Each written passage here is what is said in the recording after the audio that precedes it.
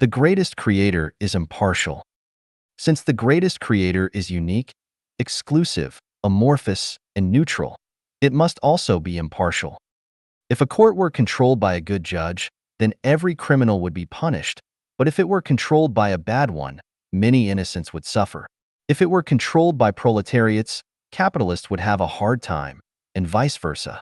If it were controlled by a god or Buddha, evil would be constrained, and so on. The neutral, unaffiliated, and non-party is the least partial. Sunshine is impartial because it casts itself on all people. The earth's air is breathed by both good and bad people. Water, which is vital for life, is abundant at a very affordable price to everyone. So the greatest creator is fair and impartial. If the greatest creator were biased and did not allocate the sunshine, air, and water this way, some people would control them just as they occupy the land and mines. How could the rest of us survive? The greatest creator is also impartial because everyone dies. If the privileged could live for thousands of years, or even for eternity, the poor would be hopeless. Thus, any thought or practice which hopes to give immortality to a certain fraction of the people is in conflict with the impartiality of the greatest creator and can never be realized. The human beings have tried to eliminate the diseases, such as cholera, typhoid, smallpox, plague and cancers, etc. It is really a naughty behavior causing trouble for the greatest creator. For each disease eliminated, the greatest creator has to generate a new disease to take its place, such as HIV/AIDS, SARS, special air molecules disease, etc. We will have to see who is more powerful, man or the greatest creator. The reason is that the earth cannot sustain so many people if the greatest creator does not generate new diseases which kill some people. If all the people on the earth keep living forever, do we still have enough space to live? It is the same case with a pretty garden. If all the visitors stay inside and do not leave, how can the other visitors come in and enjoy? Is it fair for the latecomers if they are kept out? Some people are always hoping that the good people can get more than the evil people, and that the greatest creator should send the evil people to the hell. If the greatest creator fails to do so, it would be unfair. Such naive idea is simply the sentimental wish.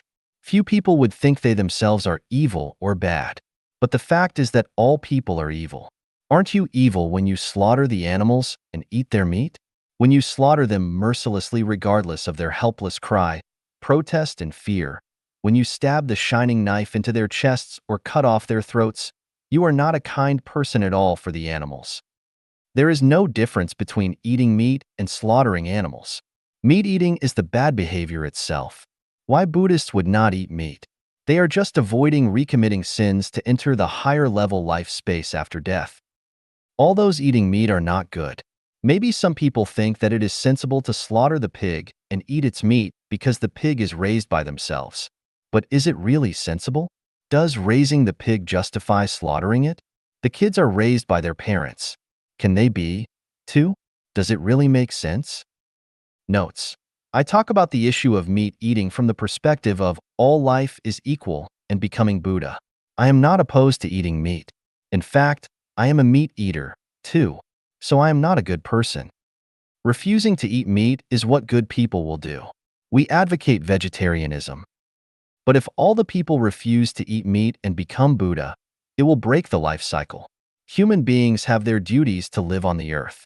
They are part of the life chain. Without this part, the life of many spaces will not have carried on and end in extinction. There will be no hell, thus no heaven. There will be no mortal world, thus no fairyland. If all the people do not eat meat, get married, have babies, just like Buddhists do, there will not be the future generations. This is not what the greatest creator wants. By the way, it is absolutely right and promising to believe in Buddhism. But is it also justifiable not to get married and have babies? Is it in line with the intention of the greatest creator? If we look at the history of Buddhism, we will find that each time when the Buddhism is prosperous, there would be a devastating attack on it. Why? Why such an ancient religion can only maintain its survival without being disseminated across the whole world? The problem does not lie in the Buddhism principles, but in the ways of self-improvement. Here we have to talk about the Falun Gong. As a Buddhahood exercise, Falun Gong is not wrong at all. There are 84,000 kinds of Buddhahood exercises, and Falun Gong is one of them. It is a pleasing thing that the people like Falun Gong as a Buddhahood exercise, which demonstrates that the Chinese people actively pursue goodness. Li Hongzhi has his merits because he has triggered people's desire for goodness. He, together with Zhang Hongbao, can be called the masters of spiritual nature. The problem is that it has relabeled the Buddhahood exercise as the Buddhism and upgraded Falun Gong into the so-called Falun Great Law, which is a violation of Buddhism. What is Buddhism? In the Diamond Sutra, Sakyamuni said, "The so-called Buddhism is no Buddhism." Tathagata once said all laws are Buddhism. If some people say Tathagata has ever explained the Buddhism, they do not understand my words and are actually slandering the Buddha. Our minds should not abide by any laws. What Sakyamuni said has told us, to understand the Buddhism, we have to forsake the laws. The laws without laws are Buddhism and vice versa. Falun Gong is correct, but the Falun Great Law is not, because it focuses too much on the laws and its laws cannot be Buddhism at all. So what is the law? The law is the order or objective principle adopted by the greatest creator to govern the effective operation of the universe and life. The formula in physics, molecular formula in chemistry, the equation in math, the structural formula in biology, and the causal schema in life science are all laws. All laws are Buddhism and are designed and made by the greatest creator. When lecturing in LA of US in the afternoon of February 15, 2003, Master Li Hongzhi said, "So do you understand? All laws are made by me." All life in the prehistoric period was made by the laws without exception. The immeasurable and countless universe, space, and celestial bodies contain immeasurable and countless life, which are all generated by the laws. No life is positioned to comment on the laws. He has gone too far. The laws are created by the greatest creator. But Master Li said he has made the laws. So can we conclude that Li Hongzhi is the greatest creator, or the greatest creator is Li Hongzhi? There is only one greatest creator in the world, either the One or Li Hongzhi. Let's presume Li Hongzhi is the greatest creator. Does Master Li have the 8 features of being unique and exclusive, amorphous, neutral, mysterious, impartial, merciful, supremely powerful, and intelligent? Human beings can never overcome the greatest creator. If Master Li was really the greatest creator, would Falun Gong have experienced such disastrous difficulty?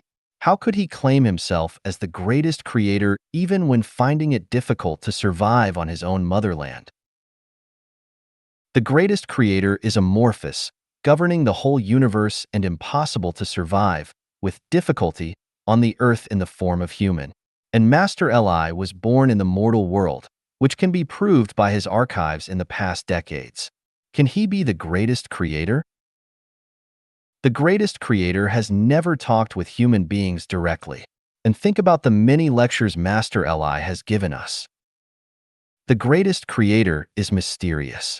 And we know about everything about Master Li. Can he be the greatest creator?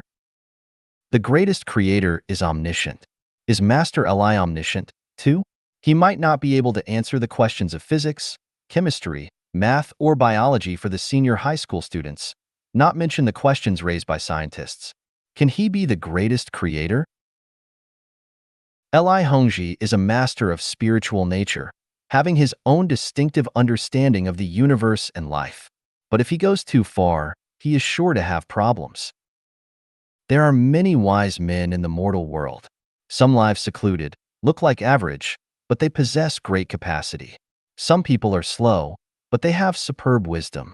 Some look normal and ignorant, but they are fully aware of the laws of the universe and the meaning of life. They hide their capacity, just as Tao is, but they are able to make great achievements at the critical time. All in all, the greatest creator is impartial.